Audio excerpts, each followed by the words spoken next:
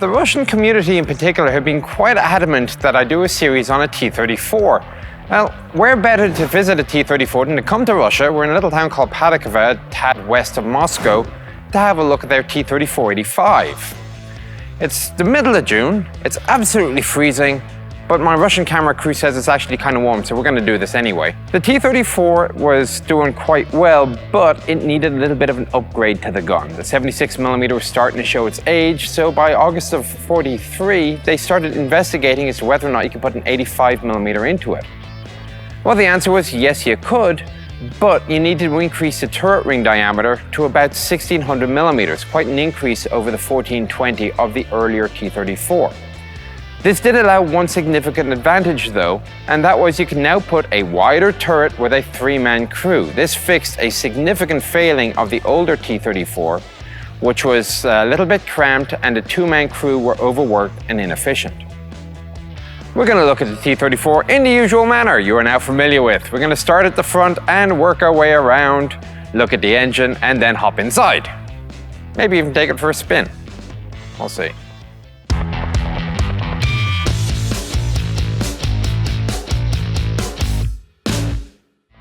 The vehicle's front hull, 45mm of armor sloped at 60 degrees, top and bottom. This is a sort of a mid-production vehicle. It has a small, narrow rail at the front. Early ones had a larger radius, and later ones they dispensed with it entirely and just went with a 2-piece direct weld.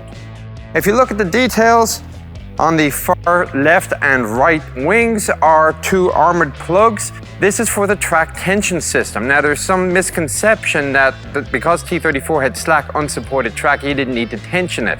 Well, this is absolutely wrong. If you don't keep even unsupported track at a correct level of tension, you will walk the track off. So in order to tension a track, what you do is you firstly release a lock which is on the inside of the tank, right in the front corners in the bow. You then take a tool, insert down into here, and you crank a worm drive, which will then move the idler wheel forwards or backwards. When you're done, inside the tank you lock the idler back into position, put your plug back on the top, and away you go. Other features on the front: 2 tow hooks, spare track, and of course machine gun, a horn and headlight are on the left. If you want to know a little bit more about the specifications of the tank, well, I got Yuri Pashlock off the screen here teaching me the finer points of T-34ology, and one of the things it points out is the serial number is actually coded. The first character, in this case of 4, is the year of manufacture, 1944.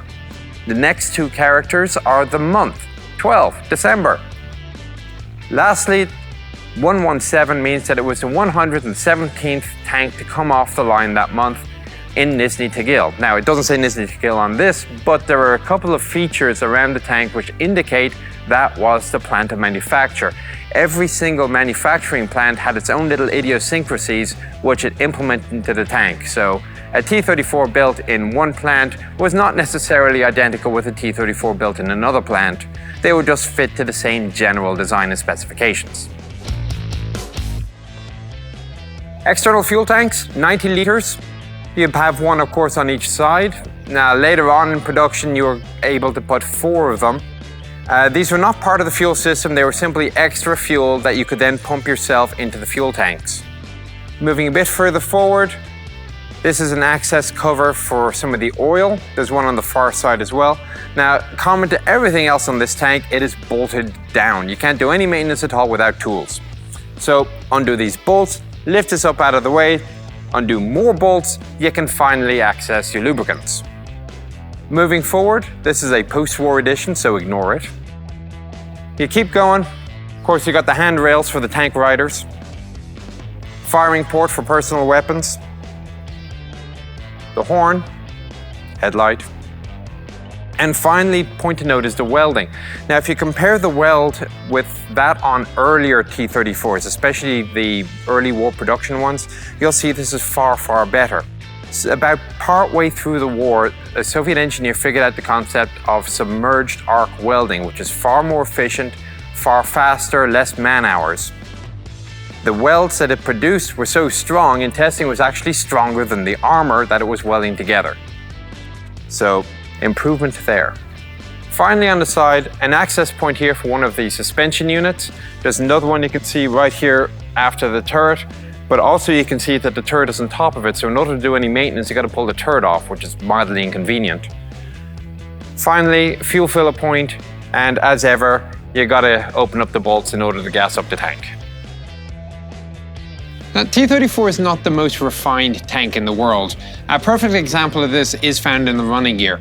Now, most of the tanks you're going to look at, they will have some form of mechanism to stop the track from falling apart.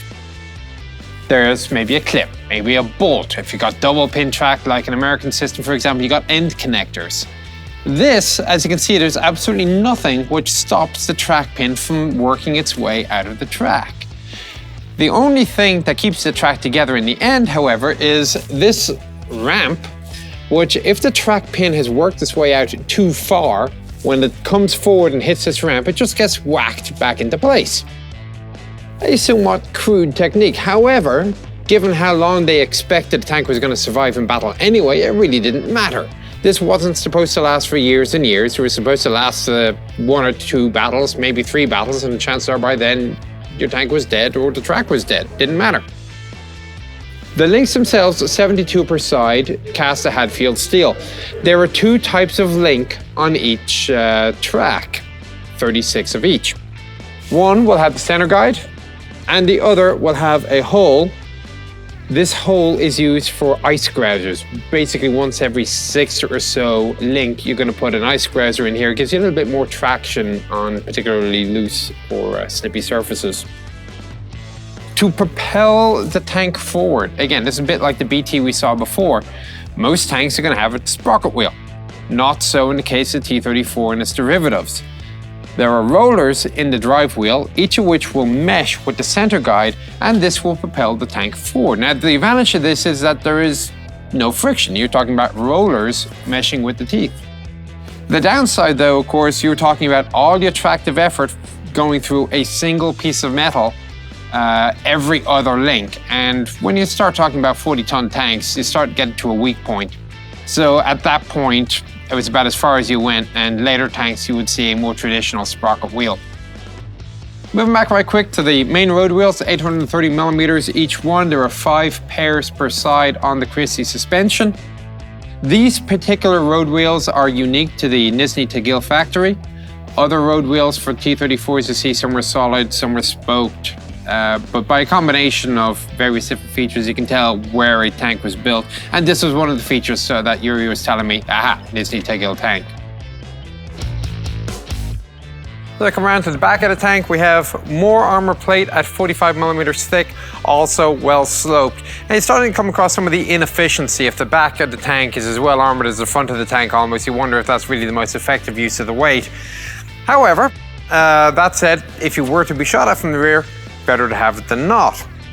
Dominated by a large access port. Undo these bolts, you can open this up and you can access the starter motor, the transmission and the steering clutches. Exhaust ports on each side, and the entire plate can be unbolted. As you can see, it's hinged and you can bring it forward. The 67.5 litre tanks I mentioned earlier, it was more often than not 3 of the 4 external tanks would be filled with fuel and the 4th one would have oil in it. Outside of that, underneath, you have the tow hooks, as you would expect. These little pipes up here are for smoke dischargers. And you can barely see at the top here a convoy light, small little red bulb. So this particular tank does have a third 90-litre tank on the right-hand side. Now, the internal fuel capacity was about 680 litres. If you add that to the external tanks, it would be expected that, again, diesel engine, this tank will go about 300 kilometres, which is actually pretty reasonable. Under the turret, we have another access port for a suspension unit. And I'm told another unique Nizhny Tagil feature is its sort of flat triangle on the side of the turret, which apparently most other T-34-85s did not have. So after spinning the turret, we can open up the back hatch. Of course, it requires the use of a tool, like everything else on this tank does. However, it's actually pretty simple. It's just a case of lever it up and pull it back. This reveals to us the V234. It is a V12 diesel, cranks at about 500 horsepower. The cooling system is about the only thing you can actually access under here. The filler cap is right in the center. There are radiators on each side of the engine, under the louvers here. The capacity of the cooling system is 75 litres. Not much else to be seen from the top here. We're going to close this up and then open up the transmission compartment. Transmission compartment is held in place. There are some relatively quick release springs here, which have already been conveniently halfway opened up.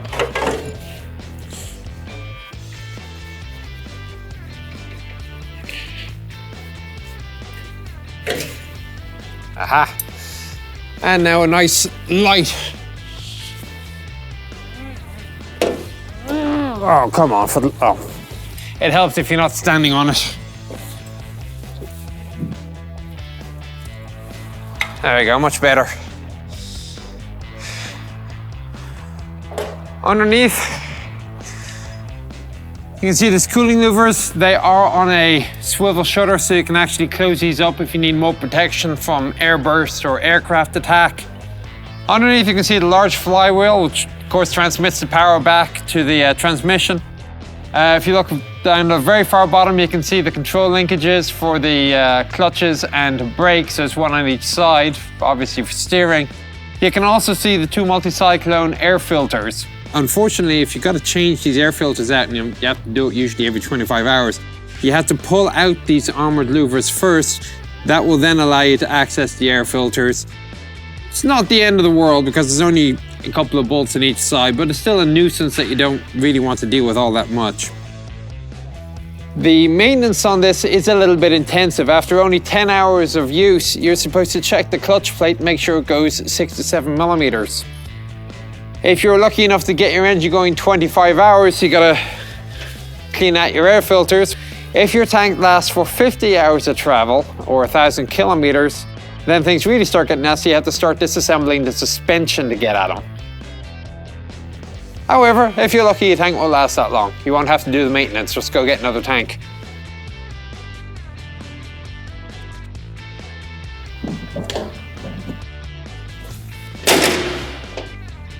There's a lot of ways of almost falling off this tank, by the way. It's not quite as bad as Matilda, but it's pretty nasty. And thus ends part 1. So part 2, of course, turret and inside.